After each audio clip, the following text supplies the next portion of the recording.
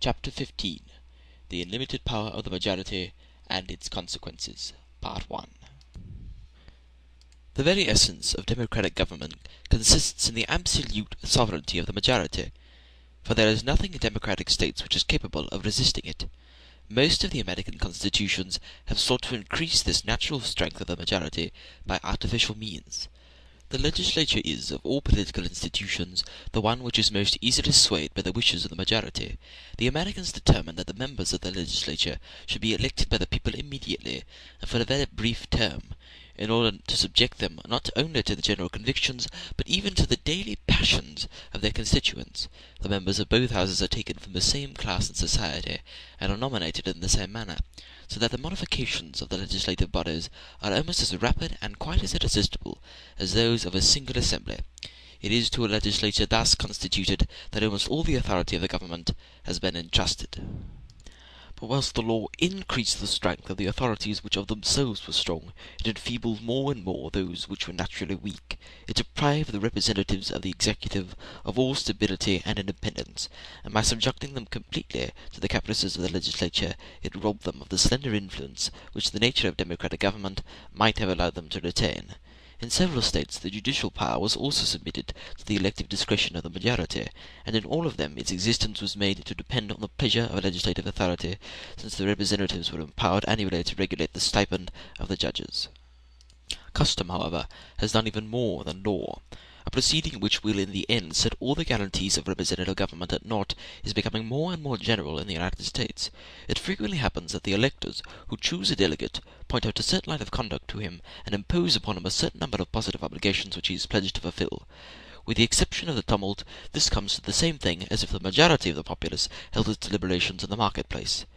Several other circumstances concur in rendering the power of the majority in America not only preponderant, but irresistible. The moral authority of the majority is partly based upon the notion that there is more intelligence and more wisdom in a great number of men collected together than in a single individual, and that the quantity of legislators is more important than their quality. The theory of equality is in fact applied to the intellect of man, and human pride is thus assailed in its last retreat by a doctrine which the minority hesitate to admit, and in which they very slowly concur. Like all powers, and perhaps more than all other powers, the authority of the many requires the sanction of time. At first it enforces obedience by constraint, but its laws are not respected until they have been maintained. The right of governing society, which the majority supposes itself to derive from its superior intelligence, was introduced into the United States by the first settlers, and this idea, which would be sufficient of itself to create a free nation, has now been amalgamated with the manners of the people and with the minor incidents of social intercourse. The French, under the old monarchy, held it for a maxim which is still a fundamental principle of the English constitution, that the king could do no wrong, and if it did do wrong, the blame was imputed to his advisers.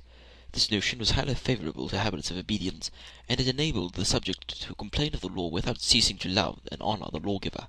The Americans entertain the same opinion with respect to the majority.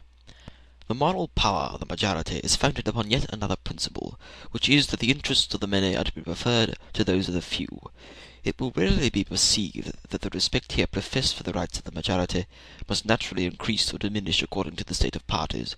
When a nation is divided into several irreconcilable factions, the privilege of the majority is often overlooked, because it is intolerable to comply with its demands.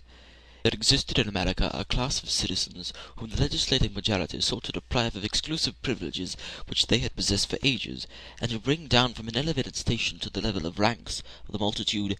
It is probable that the minority would be less ready to comply with its laws, but as the United States were colonized by men holding equal rank amongst themselves, there is as yet no natural or permanent source of dissension between the interests of the different inhabitants.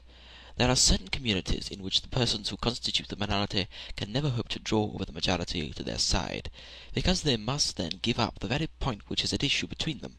Thus an aristocracy can never become a majority whilst it retains its exclusive privileges, as it cannot cede its privileges without ceasing to be an aristocracy.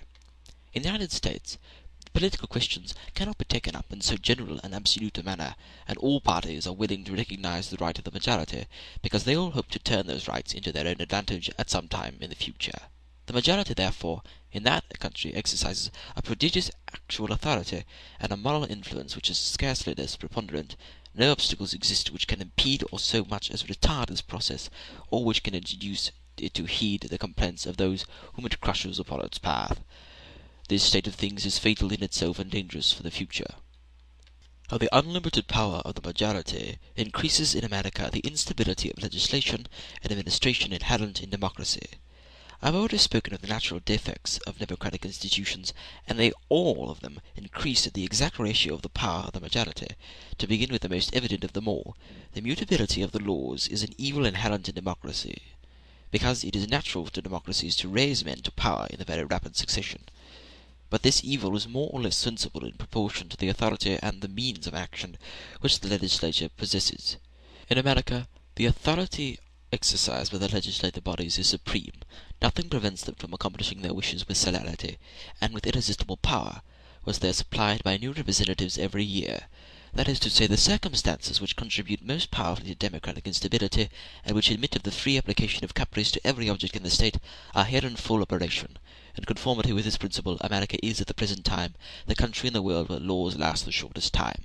Almost all American constitutions have been amended within the course of 30 years. There is therefore not a single American state which has not modified the principles of its legislation in the lapse of time. For the laws themselves, a single glance upon the archives of different states of the Union suffices to convince one that in America the activity of the legislature never slackens. Not that the American democracy is naturally less stable than any other, but that it is allowed to follow its capricious propensities in the formation of the laws. The omnipotence of the majority, and the rapid as well as the absolute manner in which the decisions are executed in the United States, has not only the effect of rendering the law unstable, but it exercises the same influence upon the execution of the law and the conduct of the public administration. As the majority is the only power which is important to court, all its projects are taken up with the greatest ardour, but no sooner is its attention distracted than all this ardour ceases, whilst in the free states of Europe the administration is at once independent and secure, so that the projects of the legislature are put into execution, although its immediate attention may be directed to other objects. In America, certain ameliorations are undertaken with much more zeal and activity than elsewhere. In Europe the same ends are promoted by much less social effort, but more continuously applied. Some years ago, several pious individuals undertook to ameliorate the conditions of the prisons. The public was excited by the statements which they put forward, and the regeneration of the criminals became a very popular undertaking. New prisons were built, and for the first time the idea of reforming as well as of punishing the delinquent formed a part of the prison discipline. But this happy alteration, in which the public had taken so hearty an interest, and which the exertions of the citizens had irresistibly accelerated, could not be completed in a moment. Whilst the new penitentiaries were being created, and it was the pleasure of the majority that they should be terminated with all possible celerity, the old prisons existed, which still contained a great number of offenders. These jails became more unwholesome and more corrupt in proportion as the new establishments were beautiful and improved, forming a contrast which may readily be understood. The majority was so eagerly employed in founding the new prisons that those which already existed were forgotten, and as the general attention was diverted to a novel object, the care which had hitherto been bestowed upon the others ceased. The salutary regulations of discipline were first relaxed and afterwards broken, so that in the immediate neighbourhood of a prison which bore witness to the mild and enlightened spirit of our time, dungeons might be met with which reminded the visitor of the barbarity of the Middle Ages.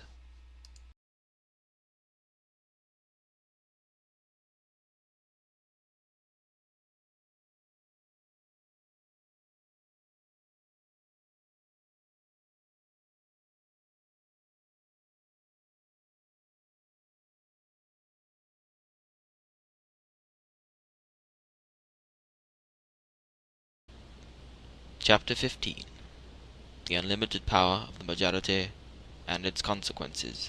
Part 2. Tyranny of the Majority. I hold it to be an impious and execrable maxim that, politically speaking, a people has a right to do whatsoever it pleases, and yet I have asserted that all authority originates in the will of the majority. Am I then in contradiction with myself? A general law, which bears the name of justice, has been made and sanctioned, not only by a majority of this or that people, but by a majority of mankind. The rights of every people are consequently confined within the limits of what is just. A nation may be considered in the light of a jury which is empowered to represent society at large, and to apply the great and general law of justice. or such a jury which represents society, to have more power than the society in which the laws it applies originate. When I refuse to obey an unjust law, I do not contest the right which the majority has of commanding, but I simply appeal from the sovereignty of the people to the sovereignty of mankind. It has been asserted that a people can never entirely outstep the boundaries of justice and of reason in those affairs which are more peculiarly its own, and that consequently full power may be fearlessly given to the majority by which it is represented. But this language is that of a slave. A majority taken collectively may be regarded as a being whose opinions, and most frequently whose interests, are opposed to those of another being, which is styled as a minority. If it be admitted that a man possessing absolute power may misuse that power by wronging his adversaries, why should a majority not be liable to the same reproach? Men are not apt to change their characters by agglomeration, nor does their patience in the presence of obstacles increase with the consciousness of their strength. For these reasons I can never willingly invest any number of my fellow creatures with that unlimited authority which I should refuse to any one of them. I do not think that it is possible to combine several principles in the same government, so as at the same time to maintain freedom, and really to oppose them to one another. The form of government which is usually termed mixed has always appeared to me to be a mere chimera. Accurately speaking, there is no such thing as a mixed government, with the meaning usually given to that word, because in all communities some one principle of action may be discovered which preponderates over all the others. England in the last century, which has been more especially cited as an example of this form of government, was in point of fact an essentially aristocratic state, although it comprised very powerful elements of democracy, for the laws and customs of the country were such that the aristocracy could not but preponderate in the end, and subject the direction of public affairs to its own will. The error arose from too much attention being paid to the actual struggle which was going on between the nobles and the people, without considering the probable issue of the contest, which was in reality the important point. When a community really has a mixed government, that is to say, when it is equally divided between two adverse principles, it must either pass through a revolution, or fall into complete dissolution. I am therefore of opinion that some one social power must always be made to predominate over the others, but I think that liberty is endangered when this power is checked by no obstacles which may retard its course, and force it to moderate its own vehemence. Unlimited power is in itself a bad and dangerous thing. Human beings are not competent to exercise it with discretion, and God alone can be omnipotent, because his wisdom and his justice are always equal to his power. But no power upon earth is so worthy of honor for itself, or of reverential obedience to the rights which it represents, that I would consent to admit its uncontrolled and all-predominant authority. When I see that the right and the means of absolute command are conferred on a people, or upon a king, upon an aristocracy, or upon a democracy, a monarchy, or a republic, I recognize the germ of tyranny, and I journey onward to a land of more hopeful institutions. In my opinion, the main evil of the present democratic institutions of the United States does not arise, as is often asserted in Europe, from their weakness, but from their overpowering strength, and I am not so much alarmed at the excessive liberty which reigns in that country, as at the very inadequate securities which exist against tyranny. When an individual or party is wronged in the United States, to whom can he apply for redress? If to public opinion constitutes the majority. If to the legislature, it represents the majority, and implicitly obeys its injunctions. If to the executive power, it is appointed by the majority, and remains a passive tool in its hands. The public troops consist of the majority under arms. The jury is the majority invested with the right of hearing judicial cases, and in certain states even the judges are elected by the majority. However iniquitous or absurd the evil of which you complain may be, you must submit to it as well as you can. I said one day to an inhabitant of Pennsylvania, "Be so good as to explain to me how it happens that in a state founded by Quakers, and celebrated for its toleration, freed blacks are not allowed to exercise civil rights. They pay taxes. Is it not fair that they should have a vote?" "You insult us," replied my informant.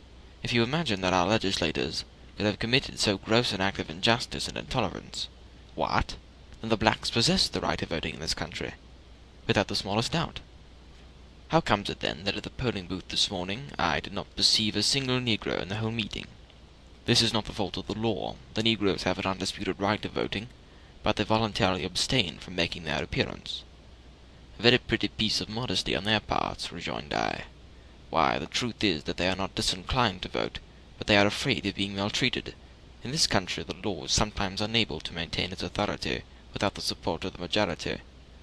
But in this case the majority entertains a very strong prejudice against the blacks, and the magistrates are unable to protect them in the exercise of their legal privileges. What? Then the majority claims the right not only of making the laws, but of breaking the laws it has made. If, on the other hand, the legislative power could be constituted as to represent the majority without necessarily being the slave of its passions, an executive so as to retain a certain degree of uncontrolled authority, and a judiciary so as to remain independent of the other two powers, a government would be formed which would still be democratic without incurring any risk of tyrannical abuse. I do not say that tyrannical abuses frequently occur in America at the present day, but I maintain that no sure barrier is established against them, and that the causes which mitigate the government are to be found in the circumstances of the manners of the country, more than in its laws. The effect of the unlimited power of the majority upon the arbitrary authority of the American public officers. A distinction must be drawn between tyranny and arbitrary power. Tyranny may be exercised by means of the law, and in that case it is not arbitrary. Arbitrary power may be exercised for the good of the community at large, in which case it is not tyrannical. Tyranny usually employs arbitrary means, but if necessary, it can rule without them. In the United States, the unbounded power of the majority, which is favorable to the legal despotism of the legislature, is likewise favorable to the arbitrary authority of the magistrate. The majority has an entire control over the law when it is made and when it is executed, and it possesses an equal authority over those who are in power and the community at large. It considers public officers its passive agents, and readily confides the task of serving its designs to their vigilance. The details of their office and the privileges which they are to enjoy are rarely defined beforehand, but the majority treats them as a master does his servants, when they are always at work in his sight, and he has the power of directing or reprimanding them at every instant. In general, the American functionaries are far more independent than the French civil officers within the sphere which is prescribed to them. Sometimes even they are allowed by the popular authority to exceed those bounds, and as they are protected by the opinion and backed by the cooperation of the majority, they venture upon such manifestations of their power as astonish a European. By this means habits are formed in the heart of a free country, which may some day prove fatal to its liberties. The power exercised by the majority in America upon opinion.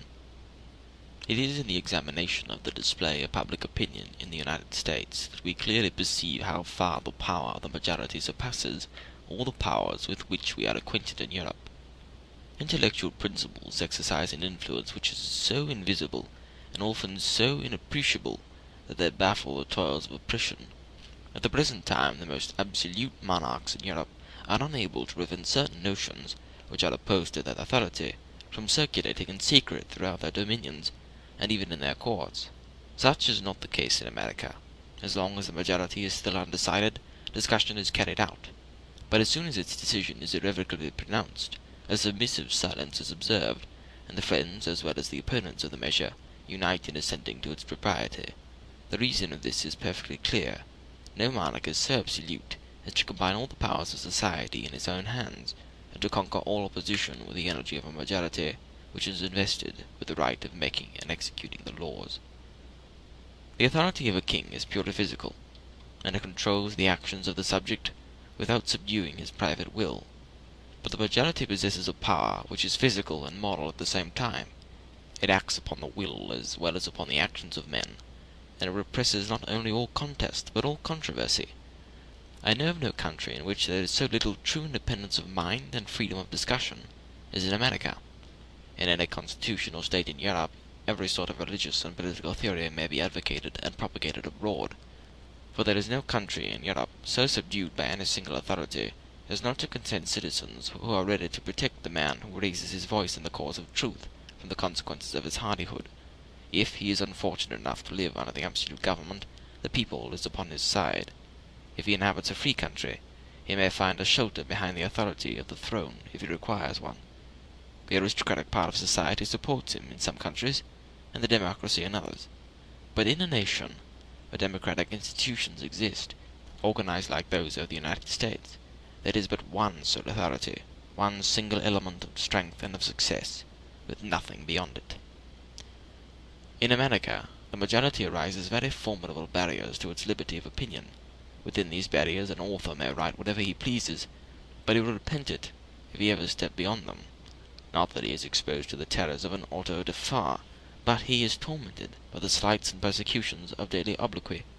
His political career is closed forever, since he has offended the only authority which is able to promote his success. Every sort of compensation, even that of celebrity, is refused to him. Before he published his opinions, he imagined that he held them in common with many others, but no sooner has he declared them openly than he is loudly censured by his overbearing opponents, whilst those who think without having the courage to speak like him abandon him in silence. He yields at length, oppressed by the daily efforts he has been making, and he subsides into silence, as if he was tormented by remorse for having spoken the truth. Fetters and headsmen were the coarse instruments which tyranny formerly employed, but the civilization of our age has refined the arts of despotism, which seemed, however, to have been sufficiently perfected before. The excesses of monarchical power had devised a variety of physical means of oppression. The democratic republics of the present day have rendered it as entirely an affair of the mind as that will which it is intended to coerce. Under the absolute sway of an individual despot, the body was attacked in order to subdue the soul, and the soul escaped the blows which were directed against it, and rose superior to the attempt. But such is no longer the course adopted by tyranny in democratic republics.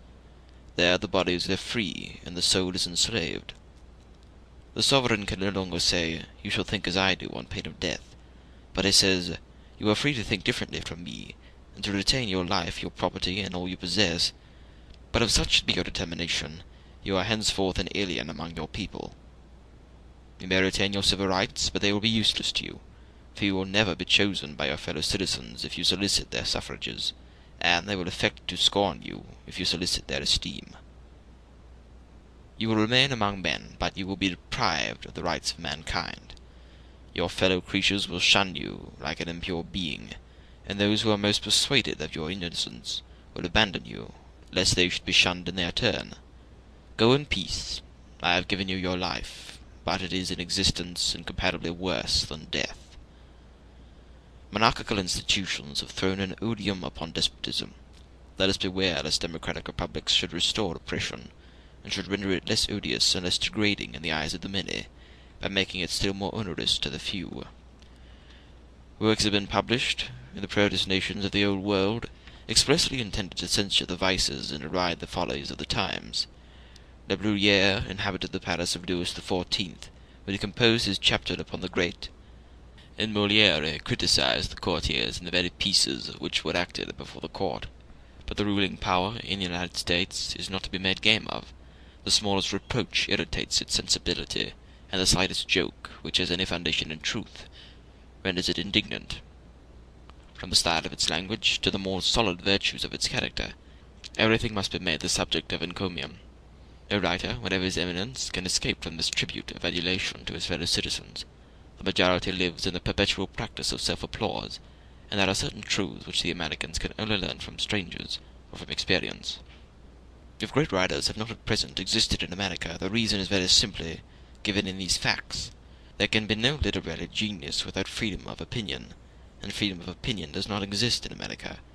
The Inquisition has never been able to prevent a vast number of anti-religious books from circulating in Spain. The empire of the majority succeeds much better in the United States, since it actually removes the wish of publishing them. Unbelievers are to be met with in America, but, to say the truth, there is no public organ of infidelity. Attempts have been made by some governments to protect the morality of nations by prohibiting licentious books. In the United States, no one is punished for this sort of works, but no one is induced to write them, not because all the citizens are immaculate in their manners, but because the majority of the community is decent and orderly. In these cases, the advantages derived from the exercise of this power are unquestionable, and I am simply discussing the nature of the power itself. This irresistible authority is a constant fact, and its judicious exercise is an accidental occurrence. The effects of the tyranny of the majority for the national character of the Americans. The tendencies which I have just alluded to are as yet very slightly perceptible in political society, for they already begin to exercise an unfavorable influence upon the national character of the Americans. I am inclined to attribute the singular paucity of distinguished political characters to the ever-increasing activity of the despotism of the majority in the United States. When the American Revolution broke out, there arose in great numbers, for public opinion then served, not to tyrannize over, but to direct the exertions of individuals. Those celebrated men took a full part in the general agitation of mind common at the period, and they attained a high degree of personal fame, which was reflected back upon the nation, but which was by no means borrowed from it. In absolute governments, the great nobles who are nearest to the throne flatter the passions of the sovereign, and voluntarily truckle to his caprices. But the mass of the nation does not degrade itself by servitude. It often submits from weakness, from habit, or from ignorance, and sometimes from loyalty. Some nations have been known to sacrifice their own desires to those of the sovereign with pleasure and with pride, thus exhibiting a sort of independence in the very act of submission. These peoples are miserable, but they are not degraded. There is a great difference between doing what one does not approve, and feigning to approve what one does. The one is the necessary case of a weak person, the other befits the temper of a lackey. In free countries, where everyone is more or less called upon to give his opinion in the affairs of state, in democratic republics, where public life is incessantly commingled with domestic affairs, where the sovereign authority is accessible on every side, and where its attention can almost always be attracted by vociferation, more persons are to be met with who speculate upon its foibles and live at the cost of its passions than in absolute monarchies, not because men are naturally worse in these states than elsewhere, but the temptation is stronger, and of easier access at the time. The result is far more extensive debasement of the character of citizens. Democratic republics extend a practice of currying favor with the many, and they introduce it into a great number of classes at once. This is one of the most serious reproaches that can be addressed to them. In democratic states organized on the principles of the American Republic, this is more especially the case. The authority of the majority is so absolute and so irresistible that a man must give up his rights as a citizen, if he intends to stray from the track which it lays down. In the immense crowd which throngs the avenues to power in the United States, I found very few men who displayed any of that manly candor and that masculine independence of opinion which frequently distinguished the Americans in former times, and which constitutes the leading feature in distinguished characters, wheresoever they may be found. It seems at first sight as if all the minds of the Americans were formed upon one model, so accurately do they correspond in their manner of judging. A stranger does, indeed, sometimes meet with Americans who dissent from these rigorous formularies, with men who deplore the defects of the laws, the mutability or the ignorance of democracy, who even go so far as to observe the evil tendencies which impair the national character, and to point out such remedies as it might be possible to apply. But no one is there to hear these things besides yourself, and you, to whom these secret reflections are confided, are a stranger and a bird of passage. They are very ready to communicate truths which are useless to you, but they continue to hold a different language in public. If ever these lines are read in America, I am assured of two things in the first place, that all who persuade them will raise their voices to condemn me, and in the second place, that many of them will acquit me at the bottom of their conscience. I have heard of patriotism in the United States, and it is a virtue which may be found among the people, but never among the leaders of the people. This may be explained by analogy. Despotism debases the oppressed much more than the oppressor. In absolute monarchies the king has often great virtues, but the courtiers are invariably servile. It is true that the American courtiers do not say sire or your majesty, a distinction without a difference. They are often forever talking of the natural intelligence of the populace they serve. They do not debate the question as to whether the virtues of their master is preeminently worthy of admiration, but they assure him that he possesses all the virtues under heaven without having acquired them, or without caring to acquire them. They do not give him their daughters and their wives to be raised at his pleasure to the rank of his concubines, but, by sacrificing their opinions, they prostitute themselves. Moralists and philosophers in America are not obliged to conceal their opinions under the veil of allegory, but before they venture upon a harsh truth they say, "We are aware that the people which we are addressing is too superior to all the weaknesses of human nature to lose the command of its temper for an instant, and we should not hold this language if we were not speaking to men whom their virtues and their intelligence render more worthy of freedom from that the rest of the world." It would have been impossible for the sycophants of Louis XIV to flatter more dexterously. For my part, I am persuaded that in all governments, whatever the nature may be, civility will cower to force, and adulation will cling to power. The only means of preventing men from degrading themselves is to invest no one with the unlimited authority, which is the surest method of debasing them. The greatest dangers of the American republics proceed from the unlimited power of the majority. Governments usually fall a sacrifice to impotence or to tyranny. In the former case their power escapes from them, it is wrested from their grasp in the latter. Many observers who have witnessed the anarchy of democratic states have imagined that the government of their states was naturally weak and impotent. The truth is that once hostilities are begun between parties, the government loses its control over society, but I do not think that a democratic power is naturally without force or without resources. I say rather that it is almost always by the abuse of its force and the misemployment of its resources that a democratic government fails. Anarchy is almost always produced by its tyranny or its mistakes, but not by its want of strength. It is important not to confound stability with force, or the greatness of a thing with its duration. In democratic republics, the power which directs a society is not stable, for it often changes hands and assumes a new direction. But whichever way it turns, its force is almost irresistible. The government of American republics appear to me to be as much centralized as those of the absolute monarchies of Europe. They are more energetic than they are. I do not therefore imagine that they will perish from weakness. If ever the free institutions of America are destroyed, that event may be attributed to the unlimited authority of the majority, which may at some future time urge the minorities to desperation and oblige them to have recourse to physical force. Anarchy will then be the result, but it will have been brought about by despotism. Mr. Hamilton expresses the same opinion in Federalist No. 51. It is of great importance in a republic not only to guard the society against the oppression of its rulers, but to guard one part of the society against the injustice of the other part. Justice is the end of government. It is the end of civil society. It ever has been and ever will be pursued until it is obtained, or until liberty be lost in the pursuit. In a society, under the forms of which the stronger faction can readily unite and oppress the weaker, anarchy may be truly said to reign, as in a state of nature, where the weaker individual is not secured against the violence of the stronger. And in the latter state even the stronger individuals are promoted by the uncertainty of their condition to submit to a government which may protect the weak as well as themselves. So in the former state will the more powerful factions be gradually induced, by a like motive, to wish for a government which will protect all parties, the weaker as well as the more powerful. It can be little doubted that if the state of Rhode Island was separated from the Confederacy and left to itself, the insecurity of the right under the popular form of government within such narrow limits would be displayed by such reiterated oppressions of the factious majorities, that some power altogether independent of the people would soon be called for by the voice of the very factions whose misrule had proved the necessity of it.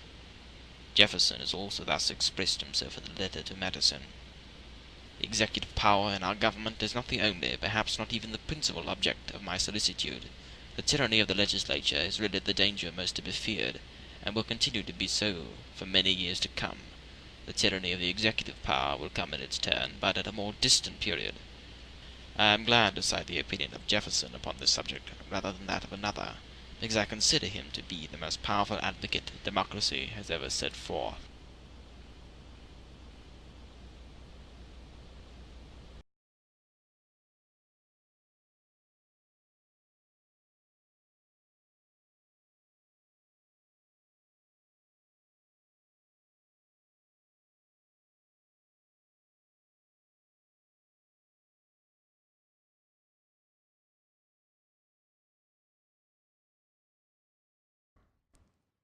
Section 27, Chapter 16, Causes Mitigating Tyranny in the United States, Part 1. Chapter Summary. The national majority does not pretend to conduct all business. It is obliged to employ the town and county magistrates to execute its supreme decisions. I have already pointed out the distinction which is to be made between a centralized government and a centralized administration. The former exists in America, but the latter is nearly unknown there. If the directing power of the American communities had both these instruments of government at its disposal, and united the habit of executing its own commands to the right of commanding; if, after having established the general principles of government, it descended to the details of public business; and if, having regulated the great interests of the country, it could penetrate into the privacy of individual interests, freedom would soon be banished from the New World. But in the United States the majority, which so frequently displays the tastes and the propensities of a despot, is still destitute of the more perfect instruments of tyranny. In the American republics the activity of the central government has never as yet been extended beyond a limited number of objects sufficiently prominent to call forth its attention. The secondary affairs of society have never been regulated by its authority, and nothing has hitherto betrayed its desire of interfering in them. The majority is becoming more and more absolute, but it has not increased the prerogatives of the central government. Those great prerogatives have been confined to a certain sphere, and although the despotism of the majority may be galling upon one point, it cannot be said to extend to all. However, the predominant party in the nation may be carried away by its passions; however ardent it may be in the pursuit of its projects, it cannot oblige all the citizens to comply with its desires in the same manner and at the same time throughout the country. When the central government, which represents that majority, has issued a decree, it must entrust the execution of its will to agents, over whom it frequently has no control, and whom it cannot perpetually direct. The townships, municipal bodies, and counties may therefore be looked upon as concealed breakwaters, which check or part the tide of popular excitement. If an oppressive law were passed, the liberties of the people would still be protected by the means by which that law would be put into execution. The majority cannot descend to the details and (as I will venture to style them) the puerilities of administrative tyranny. Nor does the people entertain that full consciousness of its authority which would prompt it to interfere in these matters. It knows the extent of its natural powers, but it is unacquainted with the increased resources which the art of government might furnish. This point deserves attention, for if a democratic republic similar to that of the United States were ever founded in a country where the power of a single individual had previously subsisted, and the effects of a centralized administration had sunk deep into the habits and laws of the people, I do not hesitate to assert that in that country a more insufferable despotism would prevail than any which now exists in the monarchical states of Europe, or indeed than any which could be found on this side of the confines of Asia. The profession of the law in the United States serves to counterpoise the democracy. Utility of discriminating the natural propensities of the members of the legal profession, these men called upon to act as a prominent part in the future society; in what manner the peculiar pursuits of lawyers give an aristocratic turn to their ideas; accidental causes which may check this tendency; ease with which the aristocracy coalesces with legal men; use of lawyers to a despot; the profession of the law constitutes the only aristocratic element with which the natural elements of democracy will combine; peculiar causes which tend to give an aristocratic turn of mind to the English and American lawyers; the aristocracy of America is on the bench and at the bar; influence of lawyers upon American society; their peculiar magisterial habits affect the legislature, the administration, and even the people. In visiting the Americans, and in studying their laws, we perceive that the authority they have entrusted to members of the legal profession, and the influence which these individuals exercise in the government, is the most powerful existing security against the excesses of democracy. This effect seems to me to result from a general cause which it is useful to investigate, since it may produce analogous consequences elsewhere. The members of the legal profession have taken an important part in all the vicissitudes of political society in Europe during the last 500 years. At one time they have been the instruments of those who were invested with political authority, and at another they have succeeded in converting political authorities to their instrument. In the Middle Ages they afforded a powerful support to the crown, and since that period they have exerted themselves to the utmost to limit the royal prerogative. In England they have contracted a close alliance with the aristocracy. In France they have proved to be the most dangerous enemies of that class. It is my object to inquire whether, under all these circumstances, the members of the legal profession have been swayed by sudden and momentary impulses, or whether they have been impelled by principles which are inherent in their pursuits, and which will always recur in history. I am incited to this investigation by reflecting that this particular class of men will most likely play a prominent part in that order of things to which the events of our time are giving birth. Men who have more especially devoted themselves to legal pursuits derive from those occupations certain habits of order, a taste for formalities, and a kind of instinctive regard for the regular connection of ideas, which naturally render them very hostile to the revolutionary spirit and the unreflecting passions of the multitude. The special information which lawyers derive from their studies ensures them a separate station in society, and they constitute a sort of privileged body in the scale of intelligence. This notion of their superiority perpetually recurs to them in the practice of their profession.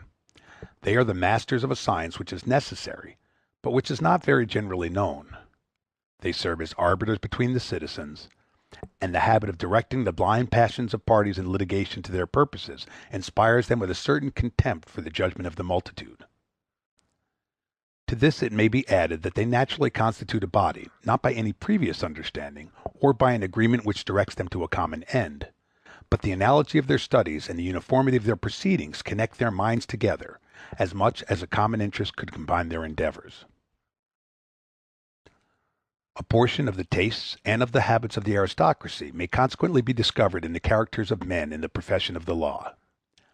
They participate in the same instinctive love of order and of formalities, and they entertain the same repugnance to the actions of the multitude, and the same secret contempt of the government of the people.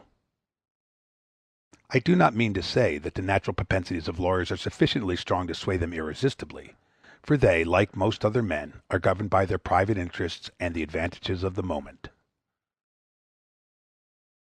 In a state of society in which the members of the legal profession are prevented from holding that rank in the political world which they enjoy in private life, we may rest assured that they will be the foremost agents of revolution. But it must then be inquired whether the cause which induces them to innovate and to destroy is accidental, or whether it belongs to some lasting purpose which they entertain. It is true that lawyers mainly contributed to the overthrow of the French monarchy in 1789, but it remains to be seen whether they acted thus because they had studied the laws, or because they were prohibited from cooperating in the work of legislation. 500 years ago, the English nobles headed the people, and spoke in its name. At the present time, the aristocracy supports the throne and defends the royal prerogative. But aristocracy has, notwithstanding this, its peculiar instincts and propensities. We must be careful not to confound isolated members of a body with the body itself.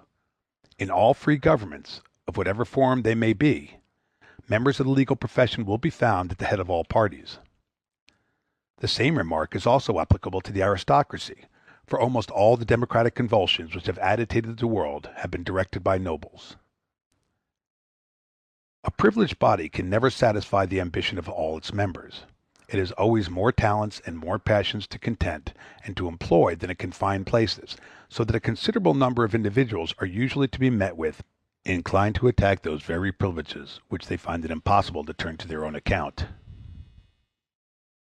I do not then assert that all members of the legal profession are at all times the friends of order and the opponents of innovation, but merely that most of them usually are so.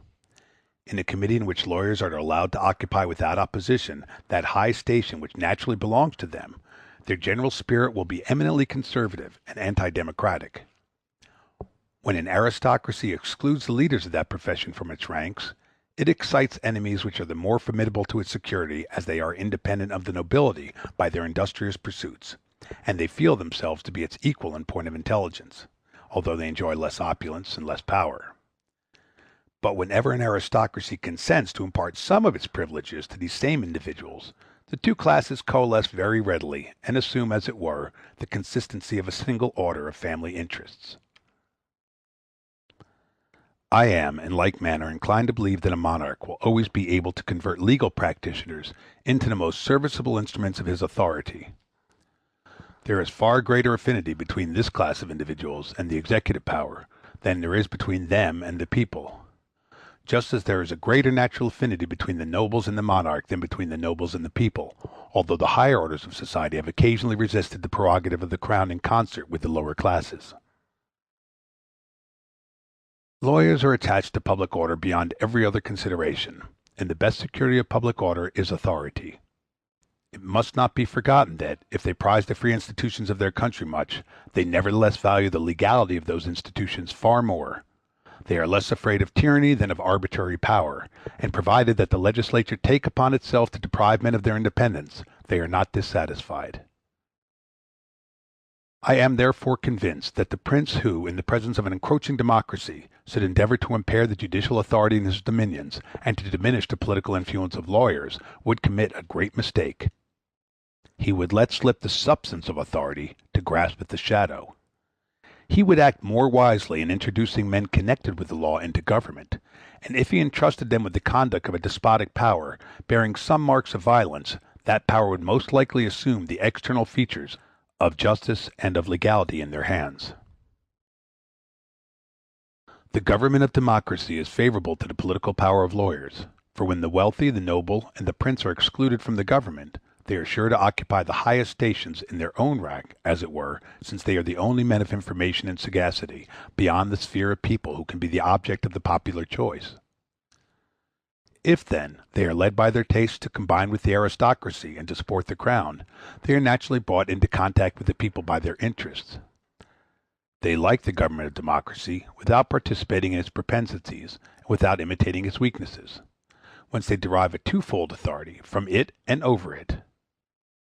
The people in democratic states does not mistrust the members of the legal profession, because it is well known that they are interested in serving the popular cause, and it listens to them without irritation because it does not attribute to them any sinister designs. The object of lawyers is not, indeed, to overthrow the institutions of democracy, but they constantly endeavor to give it an impulse which diverts it from its real tendency, by means which are foreign to its nature. Lawyers belong to the people by birth and interest, to the aristocracy by habit and by taste, and they may be looked upon as the natural bond and connecting link of the two great classes of society. The profession of the law is the only aristocratic element which can be amalgamated without violence with the natural elements of democracy, and which can be advantageously and permanently combined with them. I am not unacquainted with the defects which are inherent in the character of that body of men, but without this admixture of lawyer-like sobriety with the democratic principle, I question whether democratic institutions could long be maintained, and I cannot believe that a republic could subsist at the present time if the influence of lawyers in the public business did not increase in proportion to the power of the people. This aristocratic character, which I hold to be common to the legal profession, is much more distinctly marked in the United States and in England than in any other country. This proceeds not only from the legal studies of the English and American lawyers, but from the nature of the legislation and the position which those persons occupy in the two countries. The English and the Americans have retained a law of precedence, that is to say, they continue to found their legal opinions and the decisions of their courts upon the opinions and the decisions of their forefathers. In the mind of an English or American lawyer, a taste and a reverence for what is old is almost always united to a love of regular and lawful proceedings. This predisposition has another effect upon the character of the legal profession and upon the general course of society. The English and American lawyers investigate what has been done. The French advocate inquires what should have been done. The former produces precedents, the latter reasons. A French observer is surprised to hear how often an English or an American lawyer quotes the opinions of others, and how little he alludes to his own, while the reverse occurs in France. There, the most trifling litigation is never conducted without introduction of an entire system of ideas peculiar to the counsel employed, and the fundamental principles of the law are discussed in order to obtain a perch of land by the decision of the court. This abnegation of his own opinion, and this implicit deference to the opinion of his forefathers, which are common to the English and American lawyer, this subjection of thought which he is obliged to profess, necessarily give him more timid habits and more sluggish inclinations in England and America than in France. The French codes are often difficult of comprehension, but they can be read by everyone.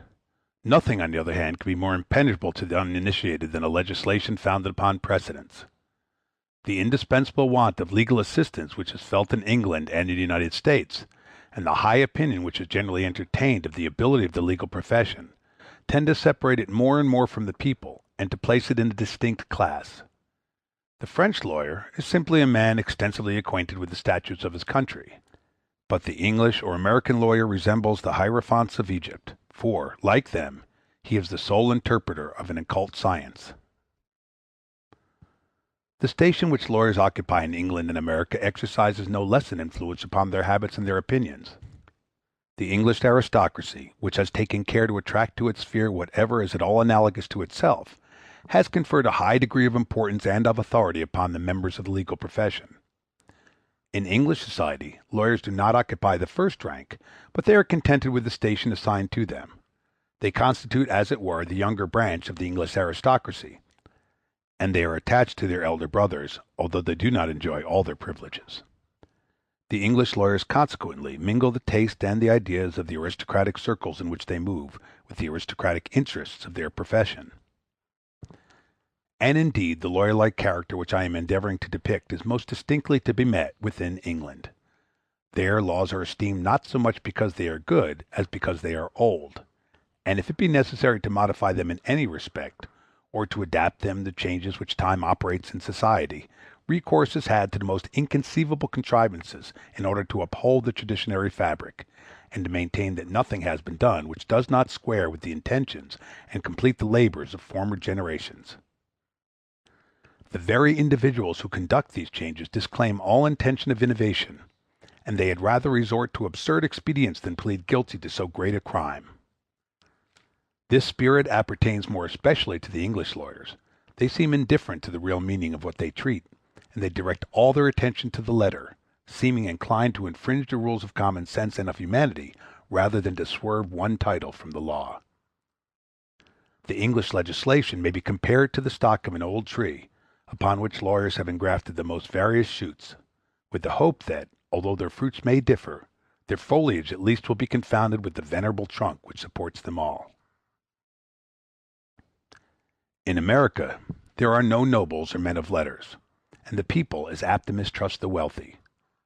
Lawyers consequently form the highest political class and the most cultivated circle of society. They have therefore nothing to gain by innovation, which adds a conservative interest to their natural taste for public order. If I were asked where I place the American aristocracy, I should reply without hesitation that it is not composed of the rich, who are united together by no common tie, but that it occupies the judicial bench and the bar. The more we reflect upon all that occurs in the United States, the more shall we be persuaded that the lawyers as a body form the most powerful, if not the only, counterpoise to the democratic element. In that country we perceive how eminently the legal profession is qualified by its powers, and even by its defects, to neutralize the vices which are inherent in popular government. When the American people is intoxicated by passion, or carried away by the impetuosity of its ideas, it is checked and stopped by the almost invisible influence of its legal counselors, who secretly oppose their aristocratic propensities to its democratic instinct, their superstitious attachment to what is antique to its love of novelty, their narrow views to its immense designs, and their habitual procrastination to its ardent impatience. The courts of justice are the most visible organs by which the legal profession is enabled to control the democracy. The judge is a lawyer who, independently of the taste for regularity and order which he has contracted in the study of legislation, derives an additional love of stability from his own inalienable functions. His legal attainments have already raised him to a distinguished rank amongst his fellow citizens. His political power completes the distinction of his station, and gives him the inclinations natural to privileged classes. Armed with the power of declaring the laws to be unconstitutional, American magistrate perpetually interferes in political affairs. He cannot force the people to make laws, but at least he can oblige it not to disobey its own enactments, or to act inconsistently with its own principles. I am aware that a secret tendency to diminish the judicial power exists in the United States, and by most of the constitutions of the several states the government can, upon the demand of the two houses of the legislature, remove the judges from their station. By some other constitutions the members of the tribunals are elected, and they are even subjected to frequent re-elections. I venture to predict that these innovations will sooner or later be attended with fatal consequences, and that it will be found out at some future period that the attack which is made upon the judicial power has affected the democratic republic itself. It must not, however, be supposed that the legal spirit of which I have been speaking has been confined in the United States to the courts of justice. It extends far beyond them. As the lawyers constitute the only enlightened class which the public does not mistrust, they are naturally called upon to occupy most of the public stations. They fill the legislative assemblies, and they conduct the administration. They consequently exercise a powerful influence upon the formation of the law and upon its execution. The lawyers are, however, obliged to yield to the current of public opinion, which is too strong for them to resist it, but it is easy to find inclinations in what their conduct would be if they were free to act as they chose. The Americans, who have made such copious innovations in their political legislation, have introduced very sparing alterations in their civil laws, and that with great difficulty, although those laws are frequently repugnant to their social condition. The reason of this is that in matters of civil law the majority is obliged to defer to the authority of the legal profession, and that the American lawyers are disinclined to innovate when they are left to their own choice. It is curious for a Frenchman, accustomed to a very different state of things, to hear the perpetual complaints which are made in the United States against the stationary propensities of legal men, and their prejudices in favor of existing institutions. The influence of the legal habits which are common in America extend beyond the limits I have just pointed out. Scarcely any question arises in the United States which does not become, sooner or later, a subject of judicial debate. Hence all parties are obliged to borrow the ideas, and even the language, usual in judicial proceedings in their daily controversies. As most public men are or have been legal practitioners, they introduce the customs and technicalities of their profession into the affairs of the country. The jury extends this habitude to all classes. The language of the law thus becomes, in some measure, a vulgar tongue. The spirit of the law, which is produced in the schools and courts of justice, gradually penetrates beyond their walls into the bosom of society, where it descends to the lowest classes, so that the whole people contracts the habits and the tastes of the magistrate. The lawyers of the United States form a party which is but little feared and scarcely perceived, which has no badge peculiar to itself, which adapts itself with great flexibility to the exigencies of the time, and accommodates itself to all the movements of the social body. But this party extends over the whole community, and it penetrates into all classes of society. It acts upon the country imperceptibly, but it finally fashions it to suit its purposes. End of section 20. Chapter 16, Causes Mitigating Tyranny in the United States, Part 1.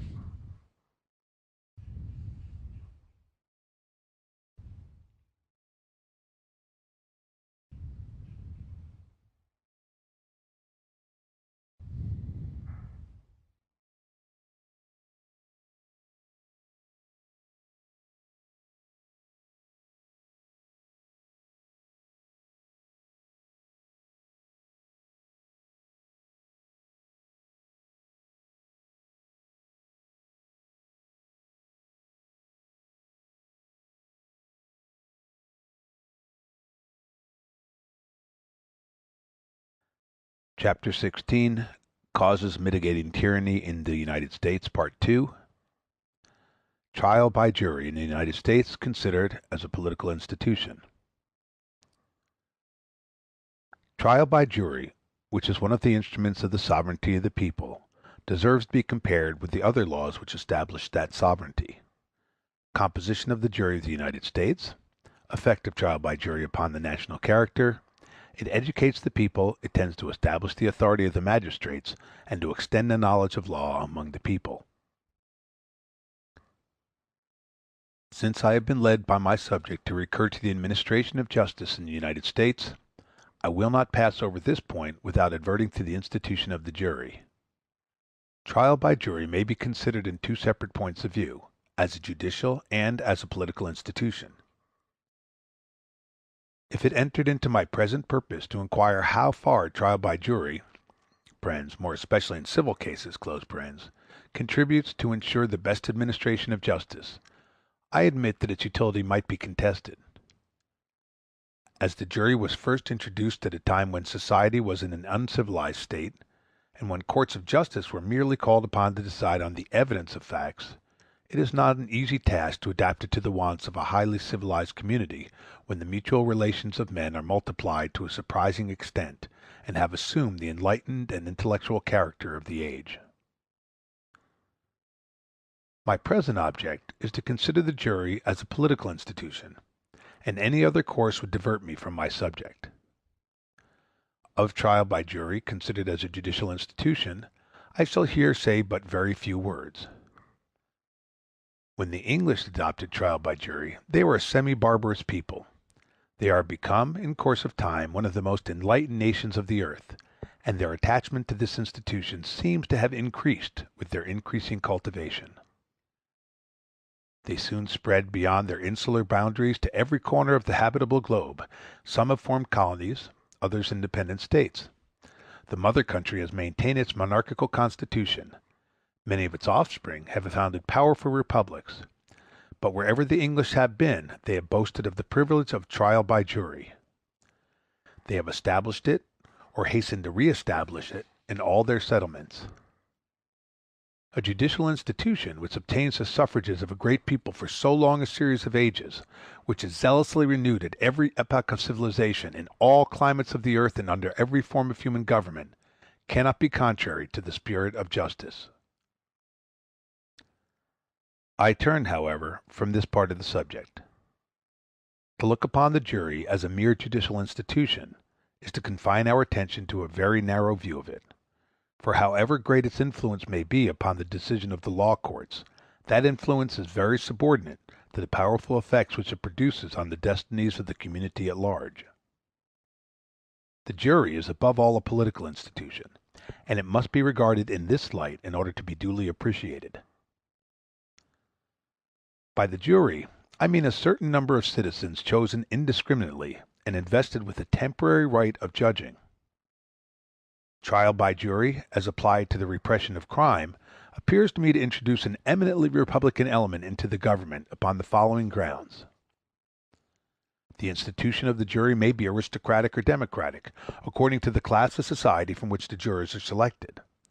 But it always preserves its republican character, inasmuch as it places the real direction of society in the hands of the governed, or of a portion of the governed, instead of leaving it under the authority of the government. Force is never more than a transient element of success, and after force comes the notion of right. A government which should only be able to crush its enemies upon the field of battle would very soon be destroyed. The true sanction of political laws is to be found in penal legislation, and if that sanction be wanting, the law will sooner or later lose its cogency. He who punishes infractions of the law is therefore the real master of society. Now the institution of the jury raises the people itself, or at least a class of citizens, to the bench of judicial authority. The institution of the jury consequently invests the people, or that class of citizens, with the direction of society. In England, the jury is returned from the aristocratic portion of the nation. The aristocracy makes the laws, applies the laws, and punishes all infractions of the laws. Everything is established upon a consistent footing, and England may with truth be said to constitute an aristocratic republic. In the United States, the same system is applied to the whole people. Every American citizen is qualified to be an elector, a jury, and is eligible to office. The system of the jury, as it is understood in America, appears to me to be as direct and as extreme a consequence of the sovereignty of the people as universal suffrage. These institutions are two instruments of equal power, which combine to the supremacy of the majority.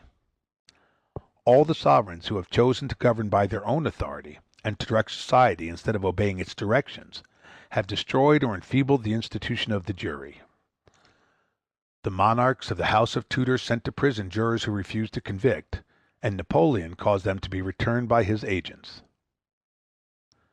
However clear most of these truths may seem to be, they do not command universal assent, and in France at least, the institution of trial by jury is still very imperfectly understood.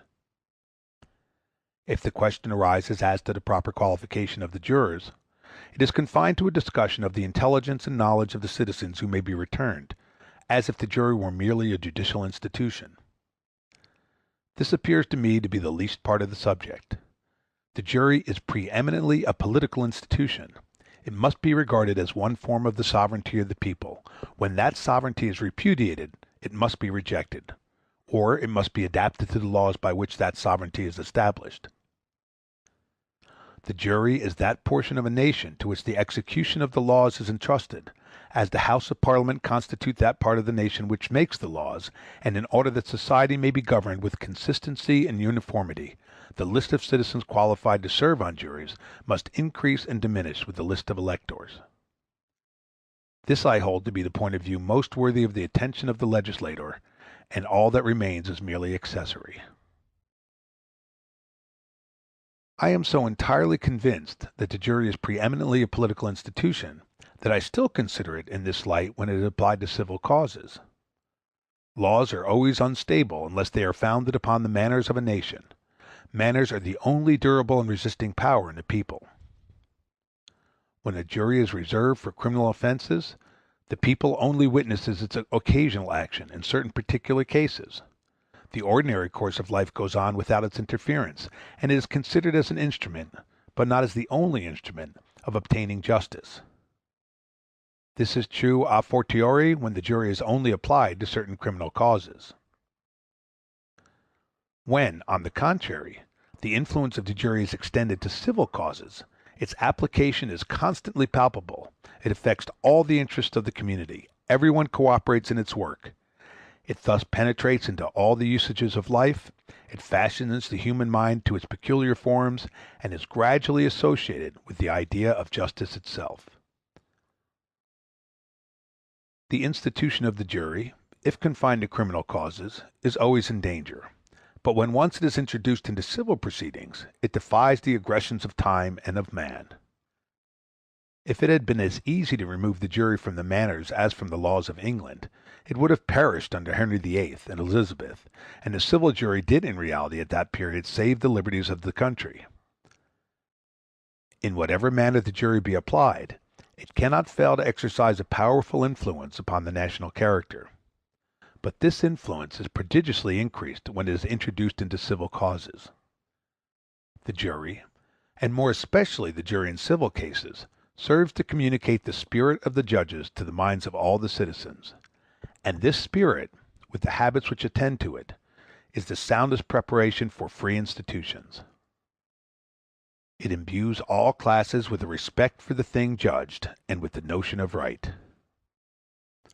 If these two elements be removed, the love of independence is reduced to a mere destructive passion. It teaches men to practice equity. Every man learns to judge his neighbor as he would himself be judged, and this is especially true of the jury in civil causes, for whilst the number of people who have reason to apprehend a criminal prosecution is small, everyone is liable to have a civil action brought against him. The jury teaches every man not to recoil before the responsibility of his own actions, and impresses him with that manly confidence without which political virtue cannot exist. It invests each citizen with a kind of magistracy, makes them all feel the duties which they are bound to discharge towards society, and the part which they take in the government. By obliging men to turn their attention to affairs which are not exclusively their own, it rubs off that individual egotism which is the rust of society. The jury contributes most powerfully to form the judgment and to increase the natural intelligence of a people, and this is, in my opinion, its greatest advantage. It may be regarded as a gratuitous public school ever open, in which every jury learns to exercise his rights, enters into daily communication with the most learned and enlightened members of the upper classes, and becomes practically acquainted with the laws of his country, which are brought within the reach of his capacity by the efforts of the bar, the advice of the judge, and even by the passion of the parties. I think that the practical intelligence and political good sense of Americans are mainly attributable to the long use which they have made of the jury in civil causes. I do not know whether the jury is useful to those who are in litigation, but I am certain it is highly beneficial to those who decide the litigation, and I look upon it as one of the most efficacious means for the education of the people which society can employ. What I have hitherto said applies to all nations, but the remark I am now about to make is peculiar to the Americans and to democratic peoples. I have already observed that in democracies the members of the legal profession and the magistrates constitute the only aristocratic body which can check the irregularities of the people. This aristocracy is invested with no physical power, but it exercises its conservative influence upon the minds of men, and the most abundant source of its authority is the institution of the civil jury. In criminal causes, when society is armed against a single individual, the jury is apt to look upon the judge as the passive instrument of social power, and to mistrust his advice. Moreover, criminal causes are entirely founded upon the evidence of facts which common sense can readily appreciate. Upon this ground the judge and the jury are equal. Such, however, is not the case in civil causes. Then the judge appears as a disinterested arbiter between the conflicting passions of the parties. The jurors look up to him with confidence and listen to him with respect, for in this instance their intelligence is completely under control of his learning. It is the judge who sums up the various arguments with which their memory has been wearied out, and who guides them through the devious course of the proceedings. He points their attention to the exact question of fact which they are called upon to solve, and he puts the answer to the question of law into their mouths. His influence upon their verdict is almost unlimited. If I am called upon to explain why I am but little moved by the arguments derived from the ignorance of the jury in civil causes, I reply that in these proceedings, whenever the question to be solved is not a mere question of fact, the jury has only the semblance of a judicial body. The jury sanctions the decision of the judge, they by authority of society which they represent, and he by that of the reason and of law. In England and in America, the judges exercise an influence upon criminal trials which the French judges have never possessed. The reason of this difference may easily be discovered. The English and American magistrates established their authority in civil causes, and only transferred afterwards to tribunals of another kind, where that authority was not acquired. In some cases, and they are frequently the most important ones, the American judges have the right of deciding causes alone. Upon these occasions they are accidentally placed in the position which the French judges habitually occupy, but they are invested with far more power than the latter.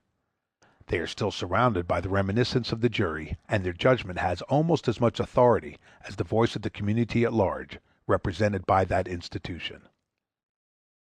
Their influence extends beyond the limits of the courts, in the recreations of private life as well as in the turmoil of public business. Abroad and in the legislative assemblies, the American judge is constantly surrounded by men who are accustomed to regard his intelligence as superior to their own. And after having exercised his power in the decision of causes, he continues to influence the habits of thought and the characters of the individuals who took part in his judgment. The jury, then, which seems to restrict the rights of the magistracy, does in reality consolidate its power. And in no country are the judges so powerful as there, where the people partakes their privileges. It is more especially by means of the jury in civil causes that the American magistrates imbue all classes of society with the spirit of their profession. Thus the jury, which is the most energetic means of making the people rule, is also the most efficacious means of teaching it to rule well.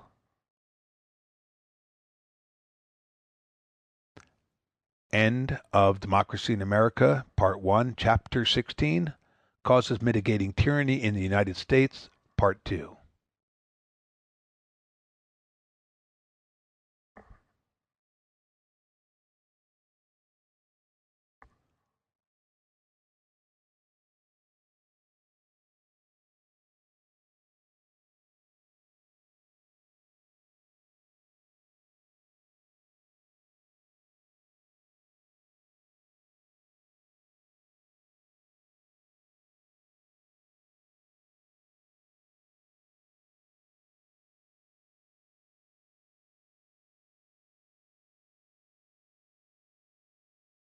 Chapter 17.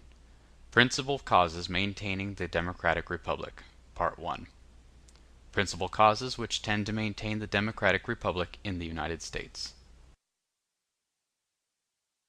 A democratic republic subsists in the United States, and the principal object of this book has been to account for the fact of its existence. Several of the causes which contribute to maintain the institutions of America have been involuntarily passed by or only hinted at as I was borne along by my subject. Others I have been unable to discuss, and those on which I have dwelt most are, as it were, buried in the details of the former parts of this work. I think, therefore, that before I proceed to speak of the future, I cannot do better than collect within a small compass the reasons which best explain the present. In this retrospective chapter I shall be succinct, for I shall take care to remind the reader very summarily of what he already knows, and I shall only select the most prominent of those facts which I have not yet pointed out. All the causes which contribute to the maintenance of the democratic republic in the United States are reducible to three heads. 1. The peculiar and accidental situation in which Providence has placed the Americans. 2. The laws. 3. The manners and customs of the people. Accidental or providential causes which contribute to the maintenance of the democratic republic in the United States the Union has no neighbors, no metropolis. The Americans have had the chances of birth in their favor, America an empty country. How this circumstance contributes powerfully to the maintenance of the democratic republic in America. How the American wilds are peopled. Avidity of the Anglo-Americans in taking possession of the solitudes of the New World. Influence of physical prosperity upon the political opinions of the Americans. 1,000 circumstances, independent of the will of man, concur to facilitate the maintenance of a democratic republic in the United States. Some of these peculiarities are known, the others may easily be pointed out, but I shall confine myself to the most prominent amongst them. The Americans have no neighbors, and consequently they have no great wars, or financial crises, or inroads, or conquests to dread. They require neither great taxes, nor great armies, nor great generals. And they have nothing to fear from a scourge which is more formidable to republics than all these evils combined, namely, military glory. It is impossible to deny the inconceivable influence which military glory exercises upon the spirit of a nation. General Jackson, whom the Americans have twice elected to the head of their government, is a man of a violent temper and mediocre talents. No one circumstance in the whole course of his career ever proved that he is qualified to govern a free people, and indeed the majority of the enlightened classes of the Union has always been opposed to him. But he was raised to the presidency, and has been maintained in that lofty station solely by the recollection of a victory which he gained 20 years ago under the walls of New Orleans.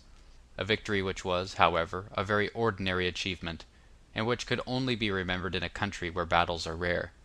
Now the people which is thus carried away by the illusions of glory is unquestionably the most cold and calculating, the most unmilitary, if I may use the expression, and the most prosaic of all the peoples of the earth. America has no great capital city, whose influence is directly or indirectly felt over the whole extent of the country, which I hold to be one of the first causes of the maintenance of republican institutions in the United States. In cities men cannot be prevented from concerting together, and from awakening a mutual excitement which prompts sudden and passionate resolutions. Cities may be looked upon as large assemblies, of which all the inhabitants are members. Their populace exercises a prodigious influence upon the magistrates, and frequently executes its own wishes without their intervention. To subject the provinces to the metropolis is therefore not only to place the destiny of the empire in the hands of a portion of the community, which may be reprobated as unjust, but to place it in the hands of a populace acting under its own impulses, which must be avoided as dangerous. The preponderance of capital cities is therefore a serious blow upon the representative system, and it exposes modern republics to the same defect as the republics of antiquity, which all perished from not having been acquainted with that form of government. It would be easy for me to adduce a great number of secondary causes which have contributed to establish, and which concur to maintain, the democratic republic of the United States, but I discern two principal circumstances amongst these favorable elements, which I hasten to point out. I have already observed that the origin of the American settlements may be looked upon as the first and most efficacious cause to which the present prosperity of the United States may be attributed. The Americans had their chances of birth in their favor, and their forefathers imported that equality of conditions into the country whence the democratic republic has very naturally taken its rise. Nor was this all they did, for besides this republican condition of society, the early settler bequeathed to their descendants those customs, manners, and opinions which contribute most to the success of a republican form of government. When I reflect upon the consequences of this primary circumstance, methinks I see the destiny of America embodied in the first Puritan who landed on those shores, just as the human race was represented by the first man. The chief circumstance which has favored the establishment and the maintenance of a democratic republic in the United States is the nature of the territory which the Americans inhabit. Their ancestors gave them the love of equality and of freedom, but God himself gave them the means of remaining equal and free, by placing them upon a boundless continent, which is open to their exertions. General prosperity is favorable to the stability of all governments, but more particularly of a democratic constitution, which depends upon the dispositions of the majority, and more particularly of that portion of the community which is most exposed to feel the pressure of want. When the people rules, it must be rendered happy, or it will overturn the state, and misery is apt to stimulate it to those excesses to which ambition rouses kings. The physical causes, independent of the laws, which contribute to promote general prosperity, are more numerous in America than they have ever been in any other country in the world, at any other period of history. In the United States not only is legislation democratic, but nature herself favors the cause of the people. In what part of human tradition can be found anything at all similar to that which is occurring under our eyes in North America?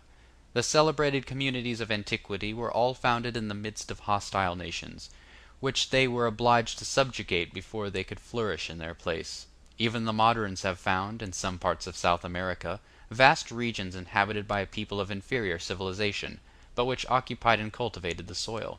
To found their new states it was necessary to extirpate or to subdue a numerous population, until civilization has been made to blush for their success. But North America was only inhabited by wandering tribes, who took no thought of the natural riches of the soil, and that vast country was still, properly speaking, an empty continent, a desert land awaiting its inhabitants. Everything is extraordinary in America, the social condition of the inhabitants as well as the laws, but the soil upon which these institutions are founded is more extraordinary than all the rest. When man was first placed upon the earth by the Creator, the earth was inexhaustible in its youth, but man was weak and ignorant, and when he learned to explore the treasures which it contained, hosts of his fellow creatures covered its surface, and he was obliged to earn an asylum for repose and for freedom by the sword. At that same period North America was discovered, as if it had been kept in reserve by the Deity, and had just risen from beneath the waters of the deluge. That continent still presents, as it did in the primeval time, rivers which rise from never-failing sources, green and moist solitudes, and fields which the plowshare of the husbandman has never turned. In this state it is offered to man, not in the barbarous and isolated condition of the early ages, but to a being who is already in possession of the most potent secrets of the natural world, who is united to his fellow men, and instructed by the experience of 50 centuries. At this very time 13 millions of civilized Europeans are peaceably spreading over those fertile plains, with whose resources and whose extent they are not yet themselves accurately acquainted. 3,000 or 4,000 soldiers drive the wandering races of the aborigines before them. These are followed by the pioneers, who pierce the woods, scare off the beasts of prey, explore the courses of the inland streams, and make ready the triumphal procession of civilization across the waste. The favorable influence of the temporal prosperity of America upon the institutions of that country has been so often described by others, and adverted to by myself, that I shall not enlarge upon it beyond the addition of a few facts. An erroneous notion is generally entertained that the deserts of America are peopled by European emigrants, who annually disembark upon the coasts of the New World, whilst the American population increases and multiplies upon the soil which its forefathers tilled. The European settler, however, usually arrives in the United States without friends, and sometimes without resources. In order to subsist he is obliged to work for hire, and he rarely proceeds beyond that belt of industrious population which joins the ocean. The desert cannot be explored without capital or credit, and the body must be accustomed to the rigors of a new climate before it can be exposed to the chances of forest life. It is the Americans themselves who daily quit the spots which gave them birth to acquire extensive domains in a remote country. Thus the European leaves his cottage for the transatlantic shores, and the American, who is born on that very coast, plunges in his turn into the wilds of Central America. This double emigration is incessant. It begins in the remotest parts of Europe, it crosses the Atlantic Ocean, and it advances over the solitudes of the New World. Millions of men are marching at once towards the same horizon. Their language, their religion, their manners differ, their object is the same. The gifts of fortune are promised in the West, and to the West they bend their course. No event can be compared with this continuous removal of the human race, except perhaps those eruptions which preceded the fall of the Roman Empire. Then, as well as now, generations of men were impelled forwards in the same direction to meet and struggle on the same spot, but the designs of Providence were not the same. Then, every newcomer was the harbinger of destruction and of death. Now, every adventurer brings with him the elements of prosperity and of life. The future still conceals from us the ulterior consequences of this emigration of the Americans towards the West, but we can readily apprehend its more immediate results. As a portion of the inhabitants annually leave the states in which they were born, the population of these states increases very slowly, although they have long been established. Thus in Connecticut, which only contains 59 inhabitants to the square mile, the population has not increased by more than 1/4 in 40 years, whilst that of England has been augmented by 1/3 in the lapse of the same period. The European emigrant always lands, therefore, in a country which is but half full, and where hands are in request. He becomes a workman in easy circumstances, his son goes to seek his fortune in unpeopled regions, and he becomes a rich landowner. This former amasses the capital which the latter invests, and the stranger as well as the native is unacquainted with want. The laws of the United States are extremely favorable to division of property, but a cause which is more powerful than the laws prevents property from being divided to excess. This is very perceptible in the states which are beginning to be thickly peopled.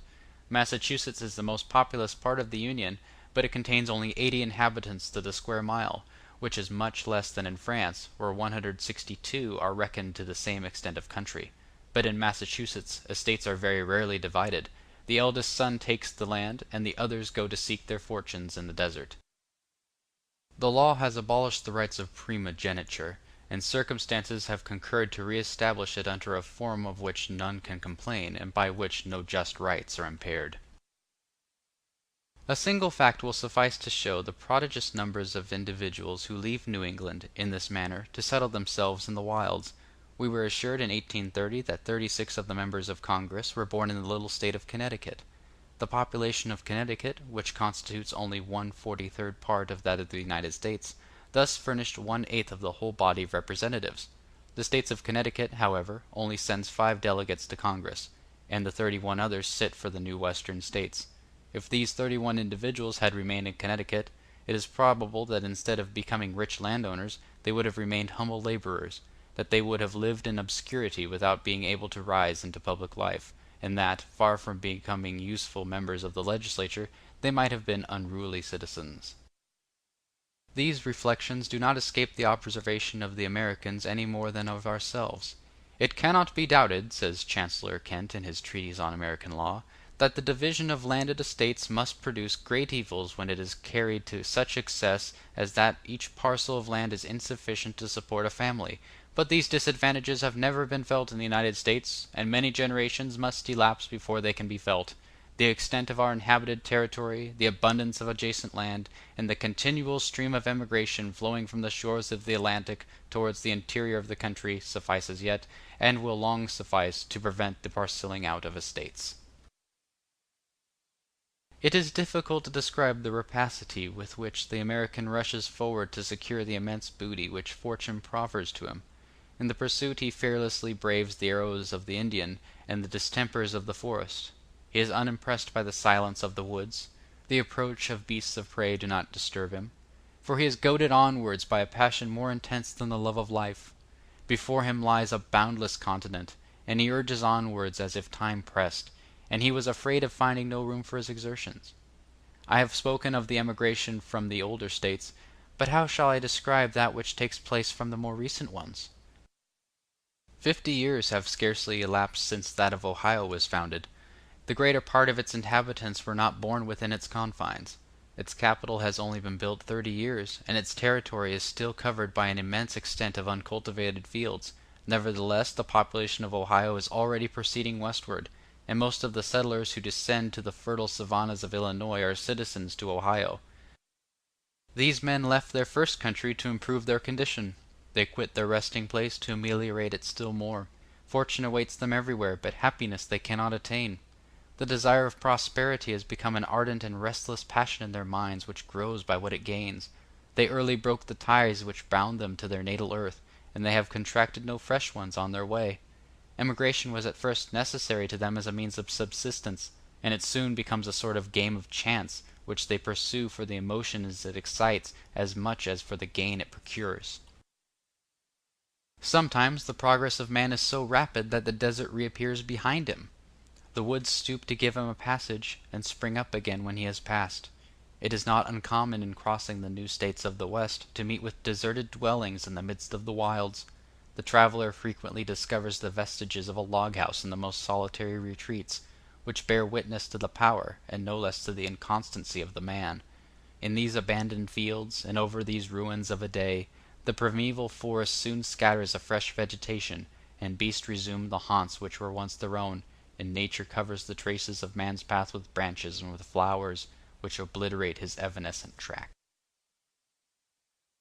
I remember that, in crossing one of the woodland districts which still cover the state of New York, I reached the shores of a lake embosomed in forests coeval with the world. A small island, covered with woods whose thick foliage concealed its banks, rose from the center of the waters. Upon the shores of the lake no object attested the presence of man except a column of smoke which might be seen on the horizon rising from the tops of the trees to the clouds, and seeming to hang from heaven rather than to be mounting to the sky. An Indian shallop was hauled up on the sand, which tempted me to visit the islet that had first attracted my attention, and in a few minutes I set afoot its banks.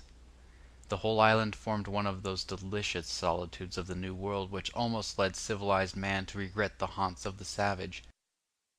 A luxuriant vegetation bore witness to the incomparable fruitfulness of the soil. The deep silence which is common to the wilds of North America was only broken by the hoarse cooing of the wood pigeon and the tapping of the woodpecker upon the bark of trees.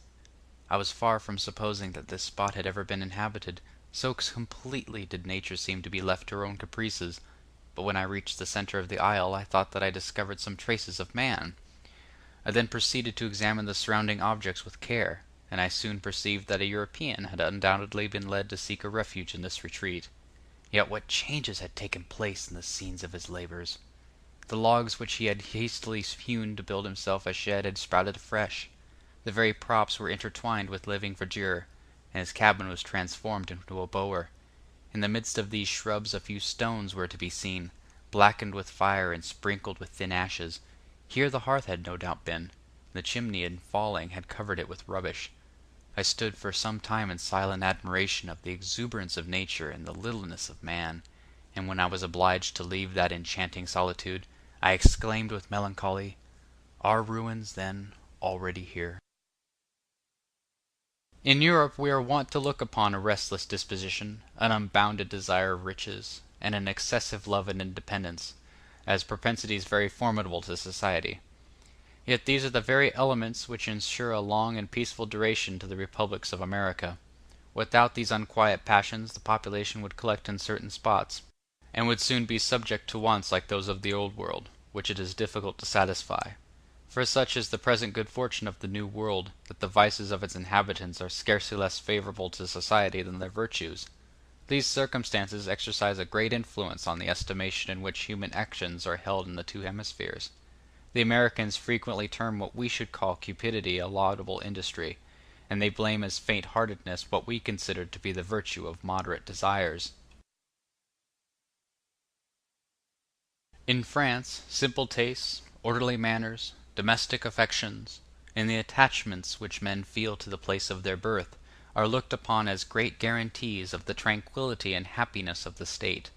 But in America nothing seems to be more prejudicial to society than these virtues. The French Canadians, who have faithfully preserved the traditions of their pristine manners, are already embarrassed for room upon their small territory, and this little community, which has so recently begun to exist, will shortly be a prey to the calamities incident to old nations. In Canada, the most enlightened, patriotic, and humane inhabitants make extraordinary efforts to render the people dissatisfied with those simple enjoyments which still content it. There the seductions of wealth are vaunted with as much zeal as the charms of an honest but limited income in the Old World, and more exertions are made to excite the passions of the citizens there than to calm them elsewhere. If we listen to their eulogies, we shall hear that nothing is more praiseworthy than to exchange the pure and homely pleasures which even the poor man tastes in his own country for the full delights of prosperity under a foreign sky, to leave the patrimonial hearth and the turf beneath which his forefathers sleep, in short, to abandon the living and the dead in quest of fortune. At the present time America presents a field for human effort far more extensive than any sum of labor which can be applied to work it. In America too much knowledge cannot be diffused, for all knowledge, whilst it may serve him who possesses it, turns also to the advantage of those who are without it. New wants are not to be feared, since they can be satisfied without difficulty. The growth of human passions need not be dreaded, since all passions may find an easy and a legitimate object. Nor can men be put in possession of too much freedom, since they are scarcely ever tempted to misuse their liberties. The American republics of the present day are like companies of adventurers formed to explore in common the wastelands of the New World, and busied in a flourishing trade. The passions which agitate the Americans most deeply are not their political but their commercial passions, or, to speak more correctly, they introduce the habits they contract in business into their political life. They love order, without which affairs do not prosper, and they set an especial value upon a regular conduct, which is the foundation of a solid business. They prefer the good sense which amasses large fortunes to the enterprising spirit which frequently dissipates them. General ideas alarm their mind, which are accustomed to positive calculations, and they hold practice in more honor than theory. It is in America that one learns to understand the influence which physical prosperity exercises over political actions, and even over opinions which ought to acknowledge no sway but that of reason, and it is more especially amongst strangers that this truth is perceptible. Most of the European emigrants to the New World carry with them that wild love of independence and of change which our calamities are so apt to engender. I sometimes met with Europeans in the United States who had been obliged to leave their country on account of their political opinions. They all astonished me by the language they held, but one of them surprised me more than all the rest. As I was crossing one of the most remote districts of Pennsylvania, I was benighted, and obliged to beg for hospitality at the gate of a wealthy planter, who was a Frenchman by birth. He bade me sit down beside his fire, and we began to talk with that freedom which befits persons who meet in the backwoods 2,000 leagues from their native country. I was aware that my host had been a great leveler and an ardent demagogue 40 years ago, and that his name was not unknown to fame. I was, therefore, not a little surprised to hear him discuss the rights of property as an economist or a landowner might have done. He spoke of the necessary gradations which fortune establishes amongst men, of obedience to established laws, of the influence of good morals in commonwealths, and of the support which religious opinions give to order and to freedom. He even went too far as to quote an evangelical authority in corroboration of one of his political tenets. I listened, and marveled at the feebleness of human reason. A proposition is true or false, but no art can prove it to be one or the other, in the midst of the uncertainties of science and the conflicting lessons of experience, until a new incident disperses the clouds of doubt. I was poor, I become rich, and I am not to expect that prosperity will act upon my conduct, and leave my judgment free. My opinions change with my fortune, and the happy circumstances which I turn to my advantage furnish me with that decisive argument which was before wanting. The influence of prosperity acts still more freely upon the American than upon strangers. The American has always been the connection of public order and public prosperity, intimately united as they are, go on before his eyes. He does not conceive that one can subsist without the other. He has therefore nothing to forget, nor has he, like so many Europeans, to unlearn the lessons of his early education. End of Chapter 17, Part 1.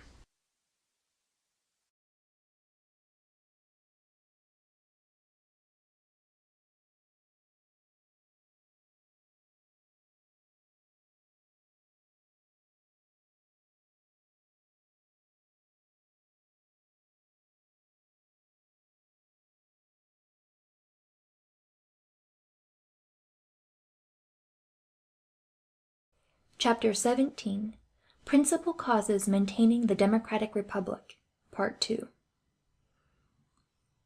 Influence of the laws upon the maintenance of the Democratic Republic in the United States. 3 principal causes of the maintenance of the Democratic Republic: federal constitutions, municipal institutions, judicial power. The principal aim of this book has been to make known the laws of the United States. If this purpose has been accomplished, the reader is already enabled to judge for himself which are the laws that really tend to maintain the Democratic Republic, and which endanger its existence. If I have not succeeded in explaining this in the whole course of my work, I cannot hope to do so within the limits of a single chapter. It is not my intention to retrace the path I have already pursued, and a very few lines will suffice to recapitulate what I have previously explained. 3 circumstances seem to me to contribute most powerfully to the maintenance of the Democratic Republic in the United States. The first is that federal form of government which the Americans have adopted, and which enables the Union to combine the power of a great empire with the security of a small state. The second consists in those municipal institutions which limit the despotism of the majority, and at the same time impart a taste for freedom and a knowledge of the art of being free to the people. The third is to be met with in the constitution of the judicial power. I have shown in what manner the courts of justice serve to repress the excesses of democracy, and how they check and direct the impulses of the majority without stopping its activity. Influence of manners upon the maintenance of the Democratic Republic in the United States. I have previously remarked that the manners of the people may be considered as one of the general causes to which the maintenance of a democratic republic in the United States is attributable. I here use the word manners with the meaning which the ancients attached to the word mores, for I apply it not only to manners in their proper sense of what constitutes a character of social intercourse, but I extend it to the various notions and opinions current among men, and to the mass of those ideas which constitute their character of mind. I comprise, therefore, under this term the whole moral and intellectual condition of a people. My intention is not to draw a picture of American manners, but simply to point out such features of them as are favorable to the maintenance of political institutions. Religion considered as a political institution, which powerfully contributes to the maintenance of the Democratic Republic amongst the Americans.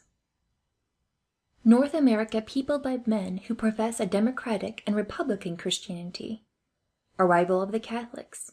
For what reason the Catholics form the most democratic and the most republican class at the present time. Every religion is to be found in juxtaposition to a political opinion which is connected with it by affinity. If the human mind be left to follow its own bent, it will regulate the temporal and spiritual institutions of society upon one uniform principle, and man will endeavor, if I may use the expression, to harmonize the state in which he lives upon earth with the state which he believes to await him in heaven. The greatest part of British America was peopled by men who, after having shaken off the authority of the Pope, acknowledged no other religious supremacy. They brought with them into the New World a form of Christianity which I cannot better describe than by styling it a democratic and republican religion. This sect contributed powerfully to the establishment of a democracy and a republic, and from the earliest settlement of the emigrants, politics and religion contracted an alliance which has never been dissolved. About 50 years ago, Ireland began to pour a Catholic population into the United States. On the other hand, the Catholics in America made proselytes, and at the present moment more than 1 million of Christians professing the truths of the Church of Rome are to be found within the Union. The Catholics are faithful to the observance of their religion. They are fervent and zealous in the support and belief of their doctrines. Nevertheless, they constitute the most republican and the most democratic class of citizens which exists in the United States. And although this fact may surprise the observer at first, the causes by which it is occasioned may easily be discovered upon reflection. I think that the Catholic religion has erroneously been looked upon as a natural enemy of democracy. Among the various sects of Christians, Catholicism seems to me, on the contrary, to be one of those which are most favorable to the equality of conditions. In the Catholic Church, the religious community is composed of only two elements, the priest and the people. The priest alone arises above the rank of his flock, and all below him are equal. On doctrinal points, the Catholic faith places all human capacities upon the same level. It subjects the wise and ignorant, the man of genius and the vulgar crowd, to the details of the same creed. It imposes the same observances upon the rich and needy. It inflicts the same austerities upon the strong and the weak. It listens to no compromise with mortal man, but, reducing all the human race to the same standard, it confounds all the distinctions of society at the foot of the same altar, even as they are confounded in the sight of God. If Catholicism predisposes the faithful to obedience, it certainly does not prepare them for inequality, but the contrary may be said of Protestantism, which generally tends to make men independent more than to render them equal. Catholicism is like an absolute monarchy. If the sovereign be removed, all the other classes of society are more equal than they are in republics. It has not unfrequently occurred that the Catholic priest has left the service of the altar to mix with the governing powers of society, and to take his place amongst the civil gradations of men. This religious influence has sometimes been used to secure the interests of that political state of things to which he belonged. At other times Catholics have taken the side of aristocracy from a spirit of religion. But no sooner is the priesthood entirely separated from the government, as is the case in the United States, than is found that no class of men are more naturally disposed than the Catholics to transfuse the doctrine of the equality of conditions into the political world. If, then, the Catholic citizens of the United States are not forcibly led by the nature of their tenets to adopt democratic and republican principles, at least they are not necessarily opposed to them, and their social position, as well as their limited number, obliges them to adopt these opinions. Most of the Catholics are poor, and they have no chance of taking a part in the government unless it be open to all the citizens. They constitute a minority, and all rights must be respected in order to ensure them the free exercise of their privileges. These two causes induce them, unconsciously, to adopt political doctrines which they would perhaps support with less zeal if they were rich and preponderant. The Catholic clergy of the United States has never attempted to oppose this political tendency, but it seeks rather to justify its results.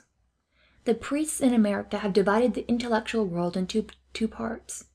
In the one they place the doctrines of revealed religion, which command their assent. In the other they leave those truths which they believe to have been freely left open to the researches of political inquiry. Thus the Catholics of the United States are at the same time the most faithful believers and the most zealous citizens. It may be asserted that in the United States no religious doctrine displays the slightest hostility to democratic and republican institutions. The clergy of all the different sects hold the same language, their opinions are consonant to the laws, and the human intellect flows onward in one sole current.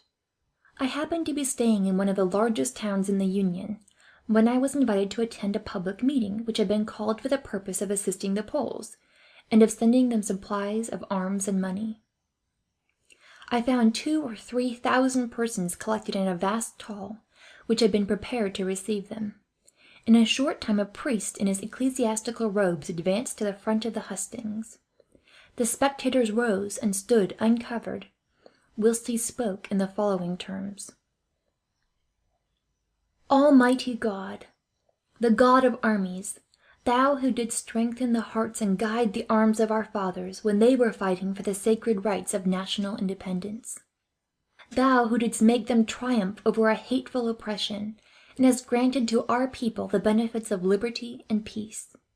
Turn, O Lord, a favorable eye upon the other hemisphere. Pitifully look down upon that heroic nation, which is even now struggling as we did in the former time, and for the same rights which we defended with our blood. Thou, who didst create man in the likeness of the same image, let not tyranny mar thy work, and establish inequality upon the earth. Almighty God, do thou watch over the destiny of the Poles, and render them worthy to be free. May thy wisdom direct their counsels, and may thy strength sustain their arms. Shed forth thy terror over their enemies, scatter the powers which take counsel against them, and vouchsafe that the injustice which the world has witnessed for 50 years be not consummated in our time. O Lord, who holdest alike the hearts of nations and of men in thy powerful hand, raise up allies to the sacred cause of right. Arouse the French nation from the apathy in which its rulers retain it, that it go forth again to fight for the liberties of the world. Lord, turn not thou thy face from us, and grant that we may always be the most religious, as well as the freest people upon the earth. Almighty God, hear our supplications this day. Save the Poles, we beseech thee, in the name of thy well-beloved Son, our Lord Jesus Christ, who died upon the cross for the salvation of men. Amen. The whole meeting responded, Amen, with devotion. Indirect influence of religious opinions upon political society in the United States. Christian morality common to all sects. Influence of religion upon the manners of the Americans. Respect for the marriage tie. In what manner religion confines the imagination of the Americans within certain limits, and checks the passion of innovation. Opinion of the Americans on the political utility of religion. Their exertions to extend and secure its predominance. I have just shown what the direct influence of religion upon politics is in the United States, but its indirect influence appears to me to be still more considerable, and it never instructs the Americans more fully in the art of being free than when it says nothing of freedom. The sects which exist in the United States are innumerable. They all differ in respect to the worship which is due from man to his Creator, but they all agree in respect to the duties which are due from man to man. Each sect adores the deity in its own peculiar manner, but all the sects preach the same moral law in the name of God. If it be of the highest importance to man, as an individual, that his religion should be true, the case of society is not the same. Society has no future life to hope for or to fear, and provided the citizens profess a religion, the peculiar tenets of that religion are of very little importance to its interests. Moreover, almost all the sects of the United States are comprised within the great unity of Christianity, and Christian morality is everywhere the same. It may be believed without unfairness that a certain number of Americans pursue a peculiar form of worship from habit more than from conviction. In the United States the sovereign authority is religious, and consequently hypocrisy must be common. But there is no country in the whole world in which the Christian religion retains a greater influence over the souls of men than in America, and there can be no greater proof of its utility, and of its conformity to human nature, than that its influence is most powerfully felt over the most enlightened and free nation of the earth. I have remarked that the members of the American clergy in general, without even excepting those who do not admit religious liberty, are all in favor of civil freedom. But they do not support any particular political system. They keep aloof from parties and from public affairs. In the United States, religion exercises but little influence upon the laws and upon the details of public opinion, but it directs the manners of the community, and by regulating domestic life, it regulates the state. I do not question that the great austerity of manners which is observable in the United States arises, in the first instance, from religious faith. Religion is often unable to restrain man from the numberless temptations of fortune, nor can it check that passion for gain which every incident of his life contributes to arise. But its influence over the mind of woman is supreme, and women are the protectors of morals. There is certainly no country in the world where the tie of marriage is so much respected as in America, or where conjugal happiness is more highly or worthily appreciated. In Europe almost all the disturbances of society arise from the irregularities of domestic life. To despise the natural bonds and the legitimate pleasures of home is to contract a taste for excesses, a restlessness of heart, and the evil of fluctuating desires. Agitated by the tumultuous passions which frequently disturb his dwelling, the European is galled by the obedience which the legislative powers of the state exact. But when the American retires from the turmoil of public life to the bosom of his family, he finds in it the image of order and of peace. There his pleasures are simple and natural, his joys are innocent and calm, and as he finds that an orderly life is the surest path to happiness, he accustoms himself without difficulty to moderate his opinions as well as his tastes. Whilst the European endeavors to forget his domestic troubles by agitating society, the American derives from his own home that love of order which he afterwards carries with him into public affairs. In the United States, the influence of religion is not confined to the manners, but it extends to the intelligence of the people. Amongst the Anglo-Americans there are some who profess the doctrines of Christianity from a sincere belief in them, and others who do the same because they are afraid to be suspected of unbelief. Christianity, therefore, reigns without any obstacle, by universal consent. The consequence is, as I have observed before, that every principle of the moral world is fixed and determinate, although the political world is abandoned to the debates and the experiments of men. Thus the human mind is never left to wander across a boundless field, and whatever may be its pretensions, it is checked from time to time by barriers which it cannot surmount.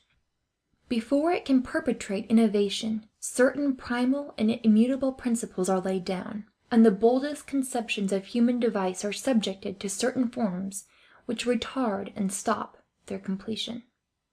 The imagination of the Americans, even in its greatest flights, is circumspect and undecided.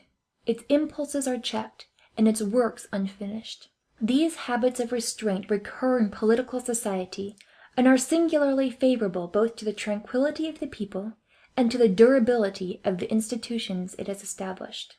Nature and circumstances concurred to make the inhabitants of the United States bold men, as is sufficiently attested by the enterprising spirit with which they seek for fortune. If the mind of the Americans were free from all trammels, they would very shortly become the most daring innovators and the most implacable disputants in the world. But the revolutionists of America are obliged to profess an ostensible respect for Christian morality and equity, which does not easily permit them to violate the laws that oppose their designs. Nor would they find it easy to surmount the scruples of their partisans, even if they were able to get over their own. Hitherto, no one in the United States has dared to advance the maxim that everything is permissible with a view to the interests of society, an impious adage which seems to have been invented in an age of freedom to shelter all the tyrants of future ages. Thus, whilst the law permits the Americans to do what they please, religion prevents them from conceiving, and forbids them to commit, what is rash or unjust. Religion in America takes no direct part in the government of society, but it must nevertheless be regarded as the foremost of the political institutions of that country, for if it does not impart a taste for freedom, it facilitates the use of free institutions. Indeed, it is in this same point of view that the inhabitants of the United States themselves look upon religious belief. I do not know whether all the Americans have a sincere faith in their religion, for who can search the human heart? But I am certain that they hold it to be indispensable to the maintenance of republican institutions. This opinion is not peculiar to a class of citizens or to a party, but it belongs to the whole nation and to every rank of society. In the United States, if a political character attacks a sect, this may not prevent even the partisans of that very sect from supporting him. But if he attacks all the sects together, Everyone abandons him, and he remains alone. Whilst I was in America, a witness, who happened to be called at the assizes of the county of Chester, state of New York, declared that he did not believe in the existence of God, or in the immortality of the soul.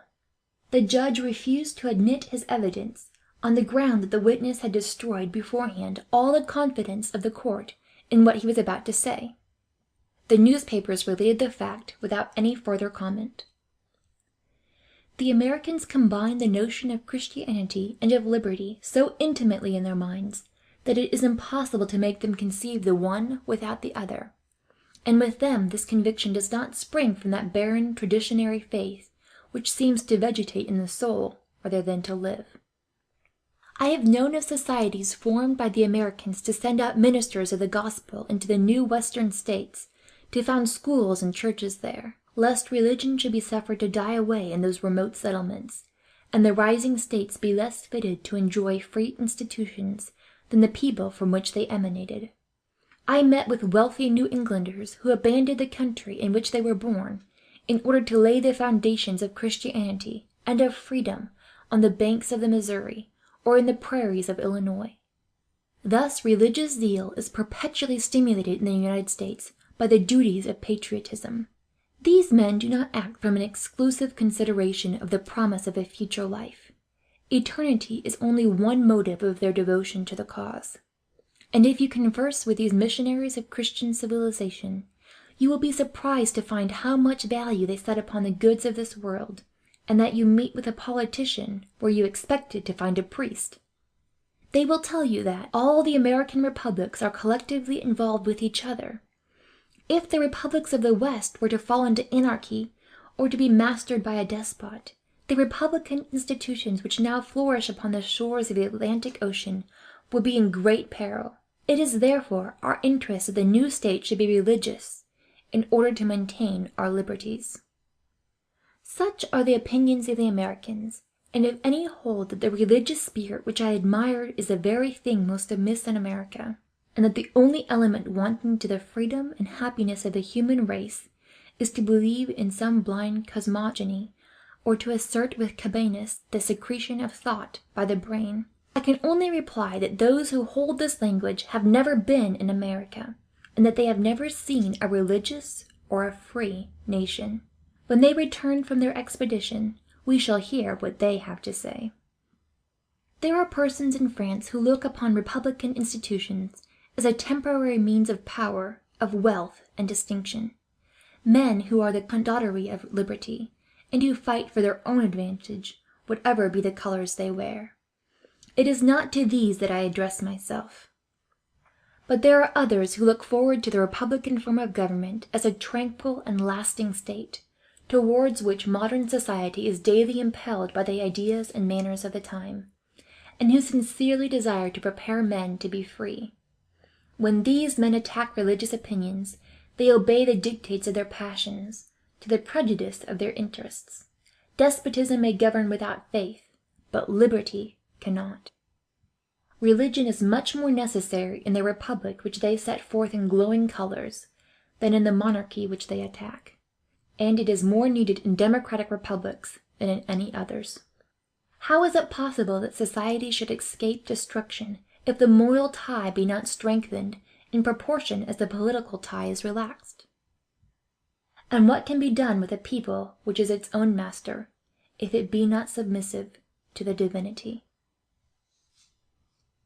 End of chapter 17, part 2.